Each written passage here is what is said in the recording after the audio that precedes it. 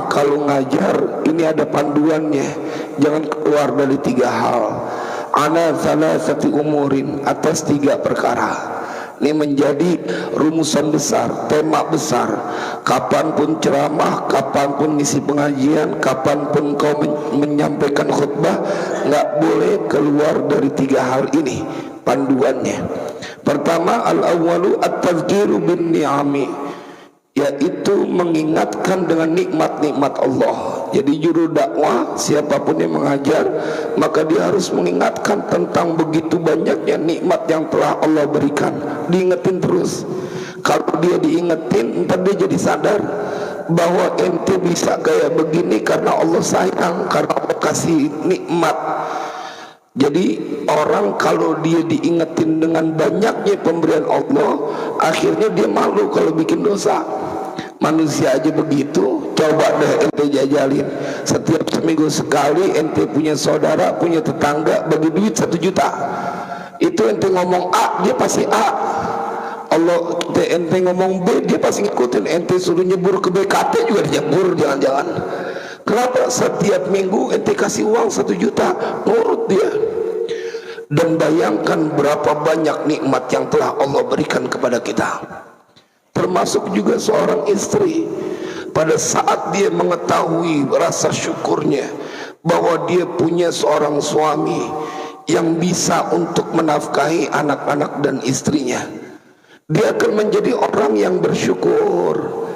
Bahwa lewat banyak ada orang yang mereka hidup single parent, sendirian, ditinggal mati sama lakinya, padahal anak-anaknya masih pada kecil. Tanya sama mereka, susah rasanya hidup, nggak ada teman diajak bicara. Pengen nikah lagi, ada punya kepengenan, tapi mikirnya panjang. Kalau ntar suami gue sayang sama anak-anak, kadang-kadang tuh jadi pertimbangan. Saya pernah ketemu dengan seorang yang dia secara fisik cantik, jamaah, secara fisik cantik, dan banyak orang yang kepengen sama dia. Tetapi ketika dia kemudian menahan diri dari tidak menikah, ditanya alasannya kenapa, dia bilang, Ustadz, anak saya banyak. Kalau saya punya suami sayang sama anak-anak saya, kalau dia cuma sayangnya sama saya doang, sama anak saya kagak sayang. Sampai kayak begitu mikirnya. Lain hal dengan Ummu Darda. Kalau Ummu Darda dilamar dia oleh Khalifah Muawiyah, dilamar istrinya Abu Darda, hidupnya susah. Tapi begitu Abu Darda meninggal dunia, kemudian dia ada yang lamar Khalifah, orang kaya, gak mau dia nerima. Tapi alasannya unik, bukan karena dia gak mau senang. Kan ukurannya kalau suami pertama hidupnya susah, kemudian meninggal dunia, ada yang lebih baik, dia kemudian normalnya diterima. Apalagi kemudian suaminya nggak memberikan kesenangan, jemaah. Tapi Ummu Darda menolak lamaran dari seorang khalifah. Dia bilang pada saat ditanya, mengapa kau menolak lamaran dari seorang yang kaya, padahal lama kau hidup dalam kesusahan. Ini yang lamar orang yang kaya. Alasannya unik. Dia bilang, aku teringat dengan hadis yang disampaikan oleh Nabi yang meriwayatkan adalah Abu Darda. Ini istrinya bilang, siapa orang seorang istri yang ditinggal mati oleh suaminya, kemudian dia nikah lagi, nanti di akhirat dia bareng sama suaminya. Yang kedua, bukan yang pertama. Nah, dia nggak mau jauh dari Abu Darda, nggak mau, karena dia tahu suaminya yang ini ibadahnya kelewat dahsyat. Dia butuh nanti pertolongan dari suaminya di yaumil qiyamah.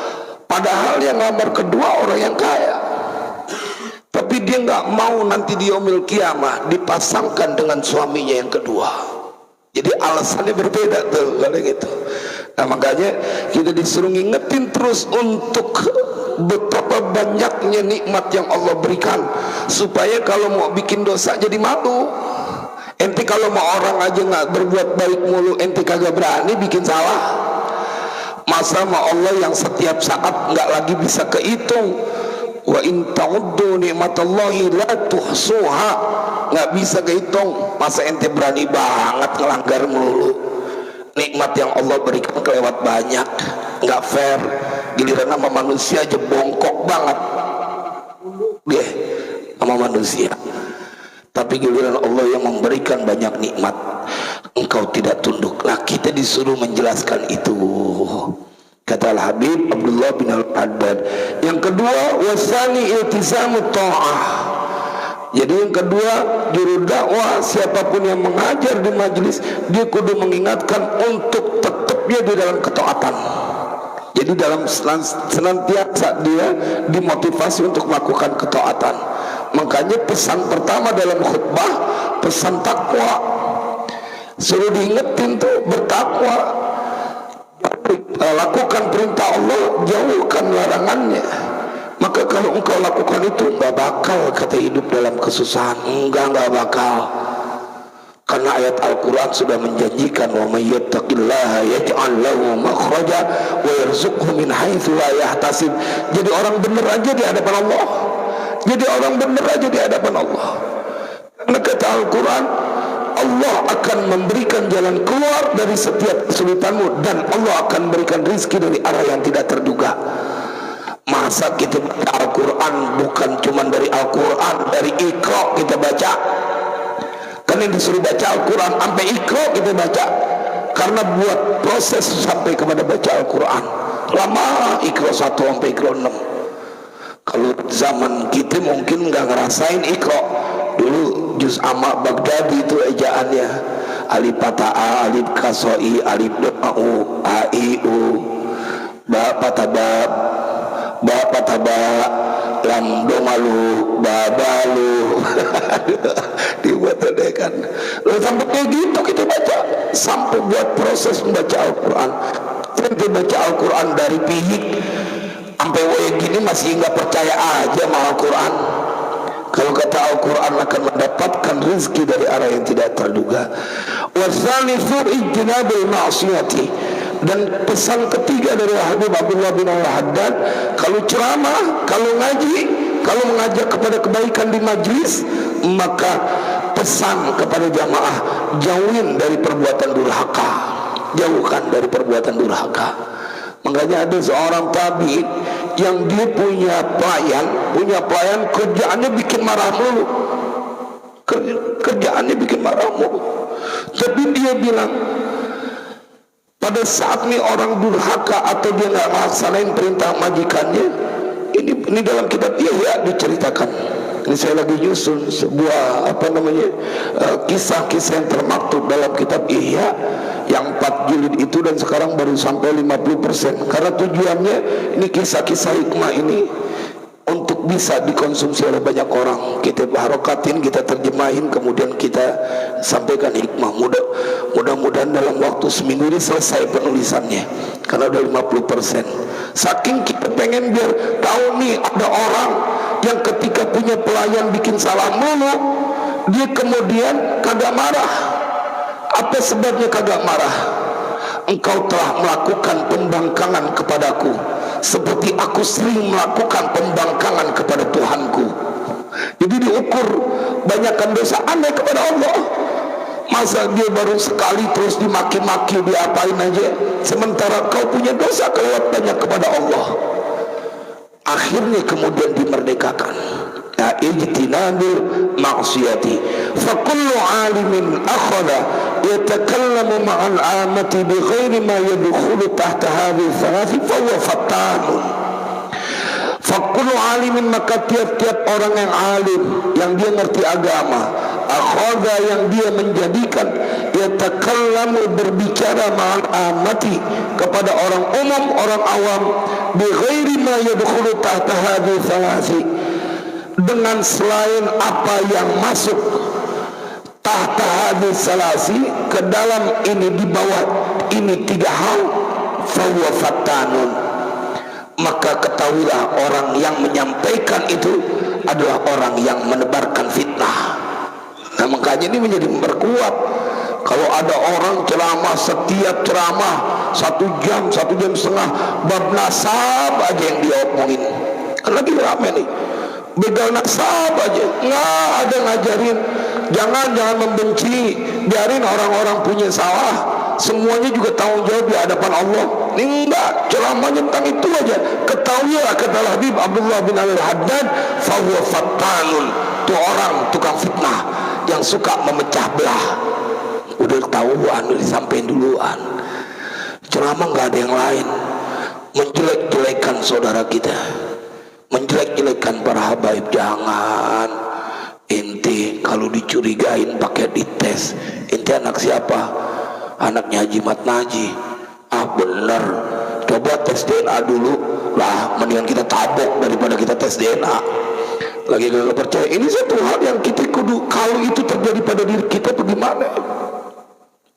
Maka ketemu ada orang yang kayak begitu, fahuwa fattanun, pemecah belah, tukang fitnah. Nah, kita masuk kepada maqalah selanjutnya, hikmah selanjutnya. Bismillahirrahmanirrahim. Ajhalul jahilina man taziduhul ma'rifatu bisa'ati rahmatillahi jur'atan ala ma'asihi. Ajhalul jahilina, bermula paling bodohnya orang-orang yang bodoh. Jadi kalau sim tafdil berupa mudhaf ilaih, dia nerjemahinnya paling bodohnya orang-orang yang bodoh itu man tazidul ma'rifatu bisa'ati rahmat. Man tazidu, man bermula orang, itu tazidu menambahkan, hu akan man apa al ma'rifatu, ma'rifah pengetahuannya, bisa'ati rahmatillahi dengan luasnya rahmat Allah, jur'atan sebagai pendorong, limaf'ul bithani, menjadi maf'ul bithani dari tazidu, ana ma'asihi, atas kedurhakaannya.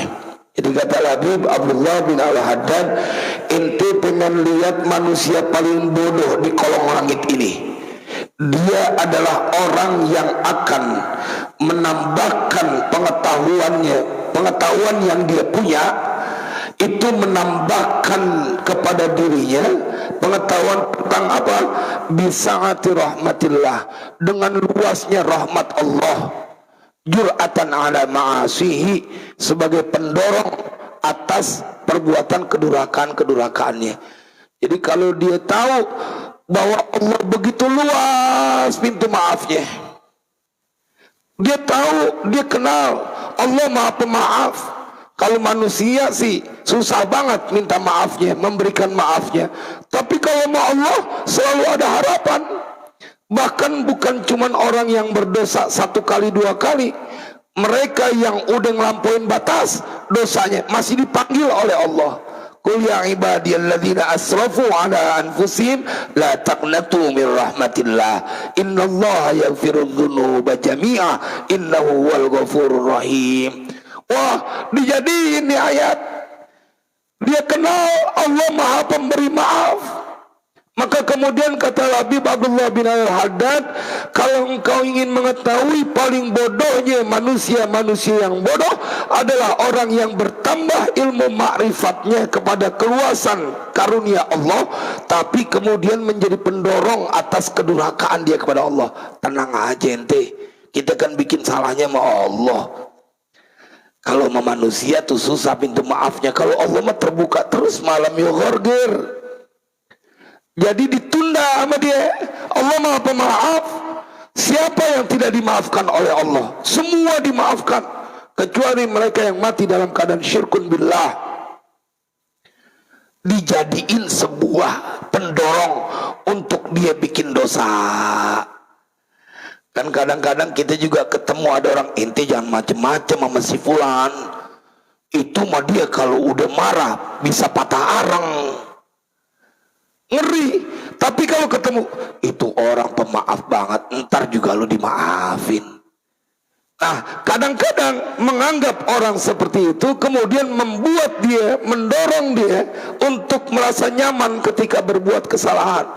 Ente lupa, benar innallaha ghafurur rahim, betul. Tetapi innallaha syadidul iqab, ente juga kudu tahu. innal ladzina kafaru bi ayatina sawfa nuslihim nara kullama nadijat juluduhum badalnahum juludan ghairaha liyadzuqul azab. Ente emang kagak tahu siksaan Allah, gampang Allah masukkan ke dalam neraka. Kalau ente dibakar, habis dulu kulit engkau, diganti sama kulit yang baru. Jemaah sekalian berbahagia, kudu kita tahu juga bagaimana kemudian Allah punya siksaan yang bahkan tidak terbayang oleh manusia. Nah, kata Al-Habib Abdullah bin Al-Haddad, kalau ada orang yang dia bertambah pengetahuannya tentang luasnya rahmat Allah, pemaafnya Allah, kemudian justru mendorong dia buat bikin dosa, Allah pemaaf, nggak bakal ente diseksa kalau ente nanti bertaubat. Dia tahu luasnya rahmat Allah, jadi malah dia sengajain. Giliran dia mendapatkan petaka, itu yang berabe. Makanya dipanggil, segera balik kepada Allah. Wa anibu ila rabbikum wa aslimu lahu min qabli ya'tiyakumul azabu thumma la tunsarun. Udah balik ke Allah, balik. Wa anibu ila rabbikum, kembalilah engkau kepada Tuhan kalian. Wa aslimu lahu, udah pasrahin semuanya kepadanya. Apa yang kemudian Allah pesan? Min qabli ayyatikumul azab thumma la tunsarun, sebelum datang kepada kalian siksaan, kemudian kalian tidak mendapatkan pertolongan. Jemaah, kemudian Allah perintahkan wattabi'u ahsana ma unzila ilaikum min rabbikum min qabli an ya'tiyakumul azabu baghtatan wa antum la tash'urun. Segera ikutin apa yang ada dalam Al-Quran. Wattabi'u ahsana ma unzila ilaikum min rabbikum min qabli an ya'tiyakumul azabu baghtah. Buruan balik kepada Al-Quran. Kalau kata Al-Quran begini, ente kudu turutin. Kalau kata Al-Quran harus berbuat kebaikan, ente kudu turutin. Kenapa? Sebelum datang siksaan kepada kalian baghtatan, secara mendadak. Wa antum la tash'urun, dan kalian kagak ngerasa. Ngerasanya masih sehat aja, ngerasanya masih lama aja di dunia. Enggak, dia dekat baca Al-Quran. Al-Quran salah apa sih sampai ama ente sampai jijik banget kayaknya sama Al-Quran. Handphone saban hari dipegangin, tapi ente nggak megang Al-Quran. Ente emang nggak percaya itu kalamullah, sampai segitu ogahnya, alerginya megang Al-Quran. Walaupun ini telak, wah. Apa yang harus kita lakukan? Yaitu Al-Quran petunjuk. Ente satu hurufnya aja akan membawa kebajikan yang kau dapatkan 10 kali. Ente tahu nggak kalau saudara ente mati, kalau bapak ente mati, ente bacain apaan? Bacain Al-Quran ya Ustadz. Kenapa ente bacain Al-Quran? Buat nolongin biar bapak saya, saudara saya kagak susah di alam kuburan. Nah itu saya. Kenapa engkau kemudian tidak memikirkan dirimu? Pada saat banyak orang yang sudah punya kedekatan, punya target 3 hari sekali hatam Al-Quran, ente yang bikin mencegah dari baca Al-Quran apaan? Jemaah sekalian yang berbahagia, maka kalau engkau ingin melihat orang yang bodoh, yang paling bodoh adalah ketika engkau melihat orang yang tahu secara ilmu agama tinggi ilmunya, tapi kemudian mendorong dia karena dia tahu luasnya rahmat Allah, kasih sayang Allah, mendorong dia untuk berbuat durhaka. Allahumma sallimna, Allahumma ighfir lana dzunubana. Jangan sampai kita menjadi orang yang ngentengin. Kalau saya punya engkong suka ngomong gitu, ngajarin, gua mah orangnya gampang, tapi jangan digampangin, kan beda. Marah digampangin sama. ketika engkau berinteraksi dengan Allah, jangan kebangetan ngegampangin Allah. Ngapa? Jadi kan kesannya ngegampangin, entar-entaran lah. Kalau sama manusia tuh syaratnya banyak. Kalau kita mau dapatkan maaf dari dia, kalau mau Allah mah enggak. Asal janjinya itu jangan mengulangi lagi, kelar. Apalagi dia baca cerita orang-orang yang mati husnul khotimah, padahal di awal perjalanan hidupnya sampai pertengahan hidupnya selalu bikin dosa. Tuh ada orang yang dosanya nggak kira-kira, begitu mati dia husnul khotimah. Karena begitu mau meninggal dunia, setahun sebelum ajalnya, dia sering datang ke Masjid Al-Falah, dijadiin patokan. Nah, dia dapat karunia, bisa balik. Pertanyaannya, apakah itu akan berlaku kepada diri kita? Nggak ada jaminan ya akhi, nggak ada jaminan. Tapi sesuatu yang pasti, kapan saja Allah akan bikin kita mati, dan Allah mampu melakukannya. Tidak ada yang bisa menghalangi. Nah, itu yang harus kita ingetin. Tapi kadang-kadang kebangetan pede lempengan itu. Waliyadzubillah. Nah, kita lanjutkan. Man haddasa nafsahu bit-taubati minadz-dzambi qabla al-wuqu'i fihi da'ahu dzalika ila fi'lihi. Nah, ini ada lagi. Adalah Habib Abdullah bin Al-Haddad. Man haddasa, bermula siapa orang? Itu haddasa, ngajak bicara. Nafsahu, kepada dirinya, artinya dia berbisik, ngomong ke dalam dirinya. Jadi dia ngajak ngomong kepada dirinya. Man haddatsa nafsahu bitaubati minadz-dzambi, dengan adanya tobat dari dosa. Dia ngomong ke dalam hatinya, ntar ada kesempatan yang namanya tobat. Ente punya dosa kayak apapun, Allah Maha Pemaaf. Dia ngomong ke dirinya, qabla al-wuqu'i fihi, sebelum terjadinya fihi, pada perbuatan dosa itu. Jadi dia bilang dalam hatinya, kalau ingin melakukan sesuatu, udah nggak apa-apa, tinggalin sholat. Allah Maha Pemaaf, yang penting ente kodok ya, jangan sampai mati bawa utang sholat. Ntar yang pertama dihisapkan sholat. Kan cakep tuh, dia punya keyakinan. Jangan cuma tobat doang dikodok. Masa ente pengen ngebebanin anak, kemudian begitu ente mati banyak ngeluarin beras buat bayar fidyah, gara-gara puasa banyak ente tinggalin. Yang penting ente kodok, Allah Maha Pemaaf. Dia udah ngomong begitu tuh sebelum dia berbuat dosa.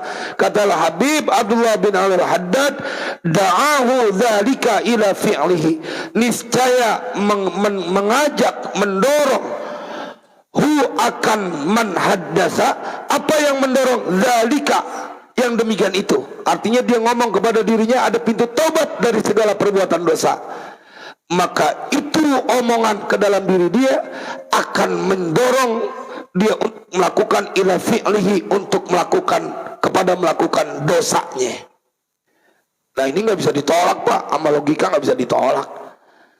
Sama ketika ada orang ngomong, udah kita bolos dulu sekolah dulu, ntar juga bakalan, kalau kita minta maaf sama guru kita paling dikasih tugas, nggak apa-apa, nggak masuk sehari. Dia punya keyakinan itu akan mendorong dia untuk bolos. Sama ketika engkau punya keyakinan bahwa ada tobat yang disediakan buat dosa yang kau lakukan, bila engkau berkata kepada dirimu seperti itu, niscaya itu akan mendorongmu untuk berbuat dosa. Jadi yang ada di dalam hati dia. Maka mudah-mudahan jemaah kita menjadi orang-orang yang membisikkan atau ngajak hati kita bicara. Suka ngomong begini, ente kalau malam kagak bangun, ntar bagaimana engkau menghadap Allah? Nggak ada pahala sholat sunnah di saat orang pada tidur. Ajak ngomong yang begitu, merenung. Ente kalau nggak berani bantuin masjid, masa gereja yang lo mau bantuin? Kan tempat lo sholat masjid, bantuin masjid. Suka ngajak ngomong, tuh duit kalau lo tinggalin buat anak-anak lo, ntar juga buat keperluan dia doang, boro-boro ngingetin sedekah buat lo. Yang penting tuh anak Udah dikasih jatahnya masing-masing. Lu jangan pakai kagak amal, ngajak ngomong kepada dirinya. Maka yang omongan begitu akan mendorong dia untuk beramal. Tergantung apa yang kau ajak berbicara. Sama Pak, Ibu, kalau kita mikirin udah tua, lu kalau nggak mikirin dari sekarang, apa yang akan terjadi nanti di masa tua? Anak-anak pada masing-masing, maka kebingungan. Kalau nggak punya, dia punya tabungan atau sesuatu buat kebutuhan dia. Tuh di dunia ente bisa kayak begitu. Nah, makanya kudu kita siapin. Kalau ntar begitu kita dibangkitkan bercahaya, kita punya muka. Makanya ada yaumat tabyaddu wujuh wa taswaddu wujuh. Wah, itu kita punya guru ngajarin. Kalau ente denger itu ayat yaumat tabyaddu wujuh wa taswaddu wujuh, maka kemudian segera berdoa, ya Rabb bayyid wujuhana, bikin putih kami punya muka.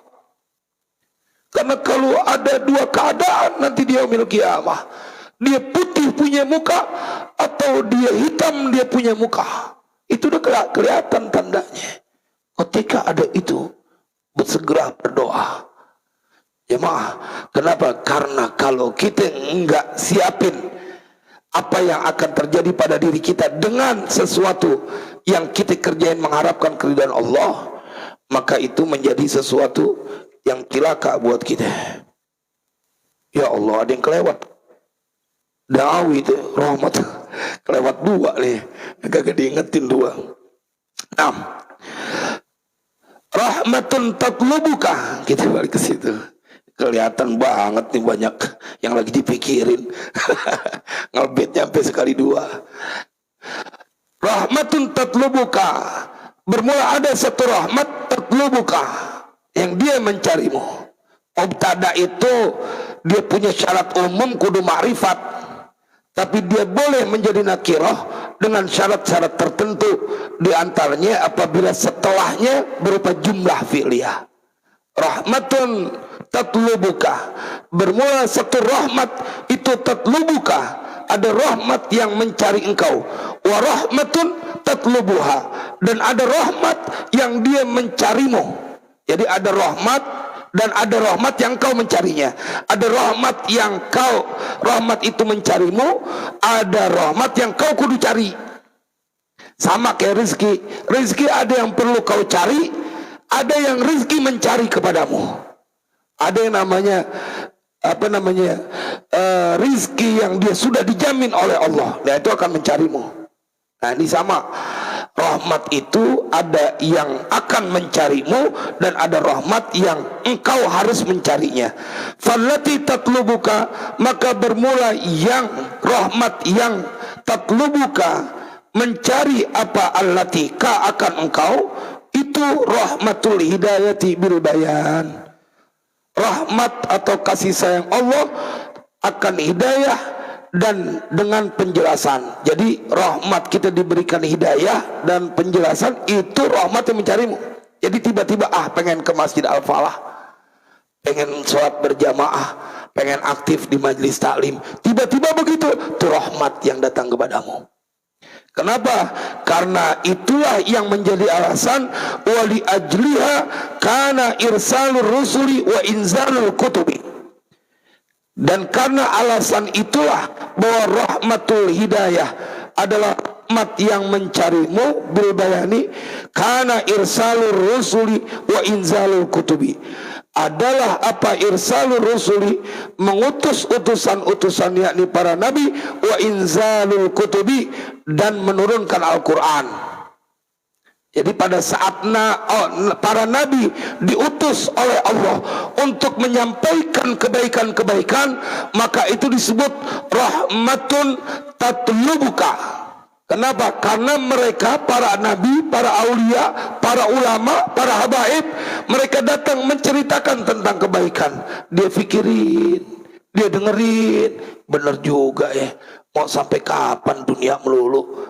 Emang hidup di dunia melulu? Berubah dia, ingin berbuat kebaikan, rahmatun tatlubuka. Karena itulah alasannya kata Habib Abdullah bin Al-Haddad, buktinya Allah utus para nabi dan Allah turunkan Al-Quran. Jadi pada saat baca Al-Quran, langsung hatinya menjadi adem, menjadi tenang, nggak lagi punya penyakit-penyakit hati.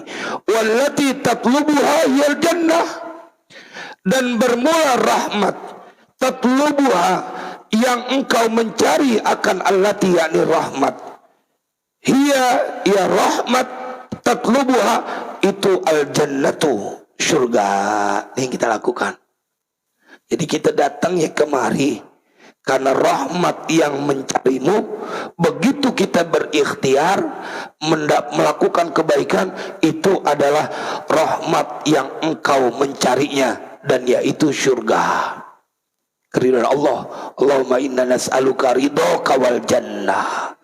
Kan kita berdoa itu tuh. Wah, nikmat banget Pak kalau diceritain tentang surga, Al-Quran, dan bagaimana mereka yang punya pengalaman di dalam surga. Nabi Adam alaihissalam, pengalamannya kan diceritain tuh. Belum lagi tentang Nabi yang menceritakan nanti itu di surga ada sebuah pasar yang dia cuma dibuka hari Jumat, tapi nggak ada pedagangnya. Itu kita kalau ke pasar itu cuma pengen berubah, bosen sama kita punya muka. Kita bosen nih di surga, datang ke pasar, berubah, antar kita punya muka lebih cakep lagi, lebih ganteng lagi. Jadi ibu-ibu kalau punya hobi suka ke pasar, pertahankan sampai ke dalam surga. Targetnya bisa ke pasar nanti di dalam surga. Kenapa? Karena itu puncak kebahagiaan kita. Artinya untuk sampai bisa ke pasar di dalam surga, tentulah kau mati dalam husnul khatimah. Untuk mendapatkan husnul khatimah, tentulah kau harus punya amalan yang menuju kepada amalan orang-orang yang diridhoi oleh Allah. Jadi ada keterkaitannya.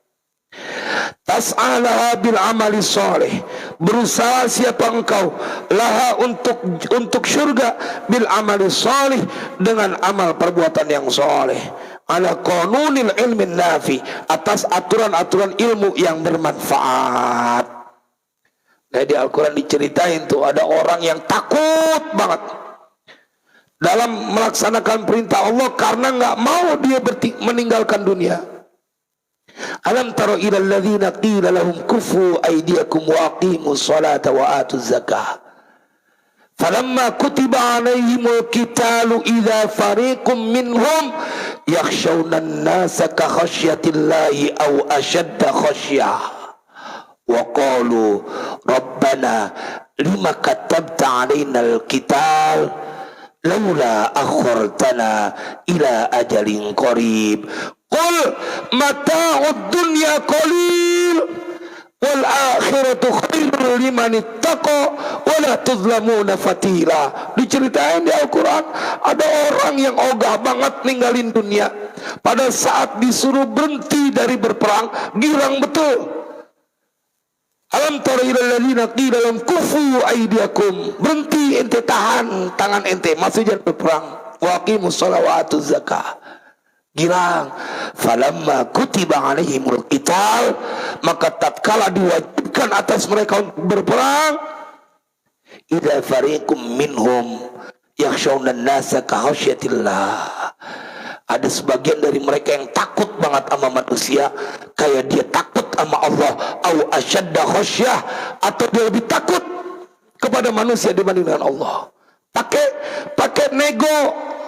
Qalu rabbana lima katabta alaina al-qital, kenapa kau wajibkan kepada kami untuk berperang lagi? Laula akhartana ila ajalin qarib, andaikan kau tunda dalam waktu yang dekat. Artinya dikasih jarak, jangan buru-buru perang. Tapi kemudian Allah sampaikan qul mata'ud dunya qalil, sebutin orang yang paling kaya, yang paling senang menurut kita, maka itu adalah orang yang memperoleh kesenangan yang sedikit. Nah, satu lagi jamaah. Bismillahirrahmanirrahim. Dawa'il hirsi ala dunya thalathatun. Ini penting nih. Pendorong rakus, pendorongnya rakus, yang ngajak terus kepada rakus, serakah. Ala dunia, atas dunia, salah satu. Ada 3 yang bikin orang gemes banget sama dunia, yang bikin orang kagak punya waktu untuk duduk bertamu di rumah Allah, yang bikin orang kagak ada demennya untuk berbuat kebaikan. Kata Al-Habib Abdullah bin Al-Haddad, dawa'il hirsi ala dunia salah satu. Pendorong rakusnya, serakahnya seseorang atas dunia itu 3. Ahaduha, bermula 1 dari 3. Itu an-nawaru ilaiha bi'ainil istihsan. Pertama dari 3 itu adalah memandang kepada dunia, an-nawaru ilaiha, memandang kepada dunia bi'ainil istihsan, dengan pandangan yang menganggap baik. Jadi dia menganggap, melihat dunia ini kayak segalanya. Dia melihat dunia ini kayak kenikmatan yang nggak ada lagi kenikmatan menandingi dunia. Maka kata Al-Habib Abdullah bin Al-Haddad, kalau ada orang yang silau dengan urusan dunia, maka dia akan menjadi orang yang serakah. Ya coba kita lihat, berapa banyak orang yang udah enak, duitnya udah banyak, jabatan udah tinggi, ditinggalin, dia pengen jadi ikut pilkada. Tuh lihat, nggak ada ngasonya. Kalau orang Duren Sawit udah punya duit sebanyak kayak begitu, miliaran, ngapain amat disuruh-suruh jadi kerja lagi ngeluarin duit? Padahal ngeluarin duit tuh enakan kita bikin kontrakan, enakan kita beli kebun. Lempengan itu cakep Pak, ajaran Betawi. Disuruh berhenti ente, jangan sampai nafsu sama dunia. Tapi kalau urusan akhirat jangan pernah berhenti, jangan pernah merasa puas. Udah, yang penting buat anak masing-masing udah dikasih kontrakan 100, rumah 1000 meter. Nah udah mau ngapain lagi? Coba kita ngelihat bagaimana mereka jalan-jalan pakai pesawat private jet. Dunia pengen, dia udah enak jadi nih, pengen anaknya jadi, pengen anaknya jadi. Itu dunia. Karena yang di dalam pikirannya cuma itu kenikmatan yang dia tahu. Dia nggak tahu ada kenikmatan yang lebih baik. Tanya mereka yang misalnya makan dengan lauk cuma tahu sama tempe. Kemudian dengan orang yang dia tahu bahwa ada makanan yang beraneka ragam, dia nggak kejar tuh tahu tempe. Mendingan sayur pucung udin combo. Ada tahu tempenya, ada ada bawang udangnya. Walaupun saya kagak pernah dengar orang Duren Sawit makan ke udin combo. Gak pernah dengar nih jamaah. Dari mana saya tahu? Nggak pernah dengar, orang saya nggak pernah diajak, jadi saya kagak tahu. Jangan di udin combo. Wah itu buat kalau makan di situ, waduh, namanya sayur pucung. Apalagi ada peta rebusnya, saatnya, aduh, saat. Ente kalau makan cuman tahu tempe doang, ketahunya cuman itu doang. Sekali-kali jalan rada jauhan. Udin combo lah yang dekat itu. Kalau kita ngomong ke puncak kejauhan, ntar modalnya gedean lagi. Ya maaf, kata Habib Abdullah bin Al-Haddad, dia nganggap itu baik urusan dunia. Cuman itu doang yang dia tahu. Makanya gak demen sama sedekah. Mendingan dia ngumpulin duit buat supaya dia terpilih lagi jadi pejabat. Miliaran Pak, triliunan. Padahal ada kemungkinan kalah. Tapi kalau buat urusan dakwah, untuk urusan agama Allah, nggak berani. Nggak berani. Datang gitu ke masjid, biarin dah saya mau dipilih kayak kagak kayak. Yang penting ini saya daripada duit sia-sia, kalau menang 1 miliar dah. Ini modal ada 5 miliar, 4 miliar, insya Allah saya buat inian pemilihan. Kan masih cakep juga tuh. Ini kagak. Kadang-kadang giliran tuh ya, udah ngasih cuma 2,5 juta, minta sambutan lagi kadang-kadang. Saya dulu ada begitu Ustaz.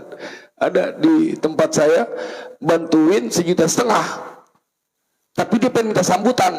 Saya bilang sama panitia, gue nyumbang dah 1,6 juta. Gue lebihin cepet, nggak sambutan. Masa udah ngasih 1,5 juta mau jadi kepilih minta ngomong lagi. Ngerendahin masjid. Lo anggap masjid apaan emang segitu murahnya? Jangan jemaah. Yang kedua, wa anhu yakunu hubbul baqa'i litamattu'i. Dan dari sebab itu dan dari itu perbuatan an-nadharu ilayya bi'ainil istihsan yakunu ada hubbul baqa'i litamattu'i, cinta kepada dia kekal litamattu'i untuk senang-senang di dunia. Dia karena taunya kesenangan cuma dunia. Wasani ta'dhimun nasi li arbabiha, mengagungkan manusia li arbabiha untuk orang-orang yang dia sukses. Dia bisa menguasai dunia, artinya hidupnya serba kecukupan. Dia kebangetan ngagungin orang kaya dengan patokannya harta. Kalau giliran sama orang kaya patokannya harta, oh dia punya ini, tanah nggak boleh dengar ada yang mau jual, dia langsung bayarin. Makanya saya punya AB suka cerita, ini ada orang kelewat pelit, kalau saudaranya minjem duit kagak ada, tapi kalau dengar ada orang jual kebun dia bayarin. Jadi kagak ada. Dulu cerita kayak begitu. Iya juga. Dia mas kalian berbahagia, ta'dhimun nasi di arbabiha, kepada pemiliknya, kepada orang yang sukses, silau, maka itu akan mendorong dia untuk serakah kepada dunia. Gue pengen kayak dia aja punya mobil pakai 3, 4, 5, berkaca kepada itu. Wah, kita ngelihat sekarang dipertontonkan di republik ini betapa carut marutnya dan betapa banyaknya orang yang udah gak peduli lagi norma-norma persaudaraan. Enggak bisa tuh yang namanya kemudian membuka aib banyak saudaranya, menjegal. Waliyadzubillah. Tapi emang kita tonton tuh dia tuh, lihat aja ntar matinya pada kalau dia nggak parkir, dia dalam penyesalan. Wa minhu, dan dari ta'dhimun nasi li arbabiha yakunu, bermula ada at-tafakhuru wat takatsuru. At-tafakhur, main sombong-sombongan, main bangga-banggaan, wat takatsur, dan main banyak-banyakan bermegah-megahan. Ya'lamu annamal hayatud dunya la'ibu wa lahu wa zinatun wa tafakhurum bainakum. Cuman main bangga-banggaan doang yang namanya kehidupan dunia? Enggak. Yang paling sukses adalah ketika mereka diselamatkan dari mati su'ul khatimah. Itu orang sukses di dunia. Biar kata ente punya banda banyak, begitu mati ente mati dalam su'ul khatimah, Allah benci, Allah murka, selesai. Setelah itu siksaan tak berpenghujung. Waliyadzubillah.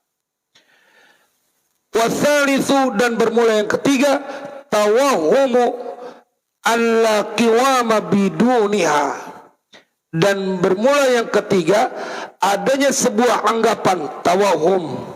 Kalau dalam fikih itu ada susunannya, ada yang disebut waham, ada yang disebut dengan syak, ada yang disebut dengan dhon. Kalau di atasnya yakin. Kalau waham 30-70, 30-nya benar, 70-nya salah. Kalau syak 50-50, 50-nya benar, 50-nya salah. Kalau dhon 70 benar, 30 salah. Tapi kalau yakin, berarti hakul yakin, dia benar 100%. Ada dalam ilmu fikih ini masih waham, dhon, apa syak. Jamaah sekalian berbahagia, dan orang yang menganggap alla qiwama biduniha, sebabnya adalah dia bukan berkeyakinan, menyangka bahwa tidak ada sesuatu yang tegak biduniha dengan tanpa dunia. Artinya dia menganggap bahwa nggak bakal ada kebahagiaan kalau engkau tidak punya mendapatkan materi yang bersifat duniawi. Jadi nganggapnya itu diukurnya dengan harta. Maka kalau ente sebut kebahagiaan, yang disebut adalah saat kau punya harta, kau akan menjadi orang yang serakah dalam urusan dunia. Nggak pikirin lagi halal haram, serakah. Kalau orang serakah, dia temennya mah hasud. Satu paket. Orang yang serakah pasti hasud, orang yang hasud pasti serakah. Nah, orang yang dia menganggap bahwa tidak bisa hidup senang dengan tanpa ini semua yang bersifat duniawi, maka itu adalah orang yang akan didorong kepada keserakahan. Giliran sama ibadah aja gampang puas, sama harta dunia nggak pernah puas. Nah, ini kadang-kadang nggak fairnya. Wa anhu, dan dari tawahum an la qiwama biduniha yansha'u, akan timbul, akan tumbuh apa al bukhlu, kepelitan, bakhil, pelit, wa khawful fakri, dan takutnya akan kemiskinan. Jadi kalau orang yang pelit, kata Habib Abdullah bin Al-Haddad, karena dia menganggap duit harta segala-galanya, kalau nggak ada ini nggak bisa bahagia. Padahal berapa banyak dia lihat orang yang kaya, hartanya dia bahkan nggak tahu jumlahnya berapa, tapi dia tidak menikmati kebahagiaan. Ya itu saya suka ngomong sama Pak Haji Maskur, bagaimana dengan orang-orang yang mereka punya tersandung quote-unquote dengan masalah korupsi. Wah, itu betapa banyaknya mereka yang setiap malam nggak bisa tidur. Apalagi kalau kartu trufnya, asnya dipegang sama orang lain. Makanya kita lihat kalau kata orang Betawi kayak kebo hidungnya udah dicocok, ya udah dikaluin. Ah itu kemana juga ditarik nurut. Rada gampang. Dia biar kata punya kekuatan kayak apa, ini ketawain aja, iket aja pohonan, nggak kemana-mana. Padahal dia punya kekuatan tuh kebo. Tapi kalau dicacak, udah dicocok dia punya ininya, udah dikaluin, nah nurut. Makanya saya suka ngobrol sama mereka yang suka ternak itu, sapi maupun kerbau. Wah itu capek ngurusin kalau belum dikaluin. Itu kan sampai berdarah dingin. Saya punya engkong dulu kan juragan kebo di kampung Buaran, paling banyak punya kebo. Itu kalau lagi proses nyocoknya itu suka kesian gitu.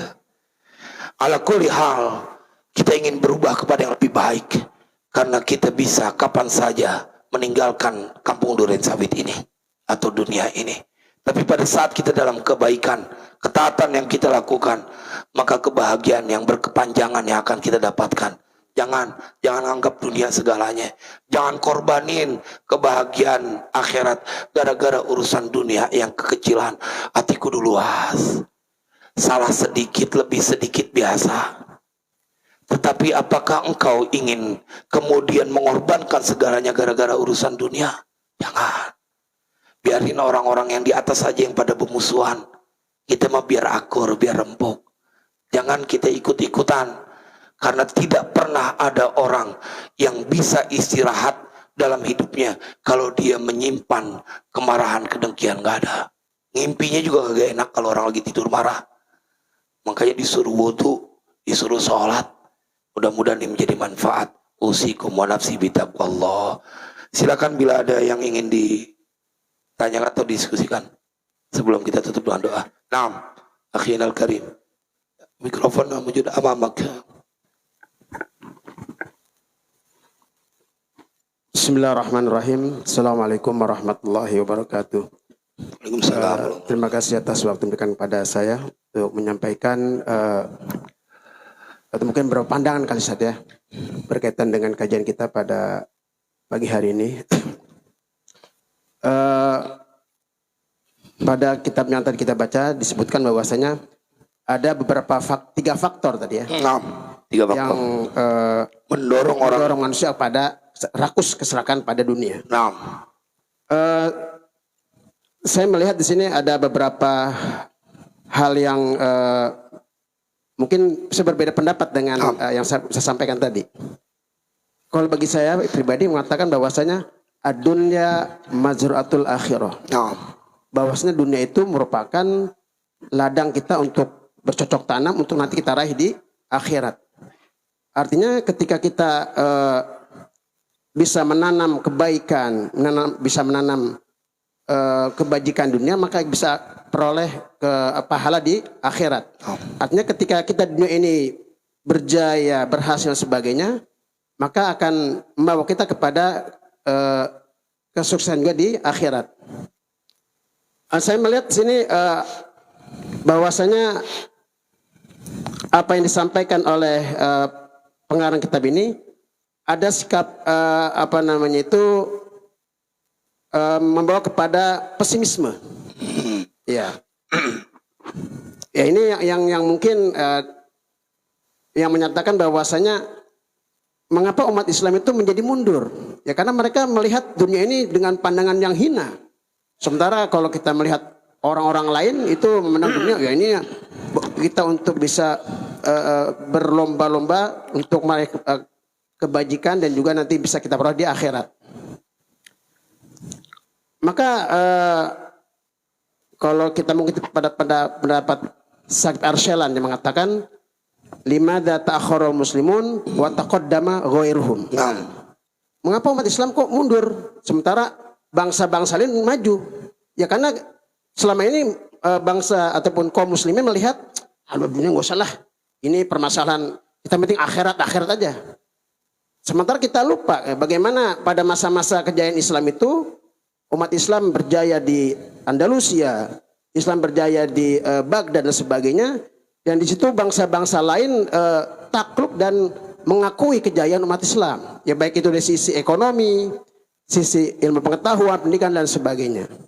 Nah ini saya ingin mengatakan tadi ya, ad-dunya mazratul akhirah. Sementara kalau tadi disampaikan oleh Al-Habib Al-Haddad bahwasanya dunia udah kita pandang dunia ini dengan pandangan yang pesimis. Ya terima kasih. Tidak ada sedikit pun kontradiksi dari sebuah dalil yang Ustaz Imron sampaikan. Nggak ada kontradiksinya. Cuma sudut pandangnya yang berbeda. Apa yang antum sebutkan ad-dunya mazra'atul akhirah, itulah yang menjadi semangat yang harus dilakukan. Kalau kita ngaji dalam pertemuan sebelumnya, Al-Habib Abdullah bin Al-Haddad, dan semalam saya sampaikan pada saat majelis sahur, ente mau tahu nggak orang penghuni surga yang masih jalan di Duren Sawit itu orang yang kaya tapi dia demen ibadah.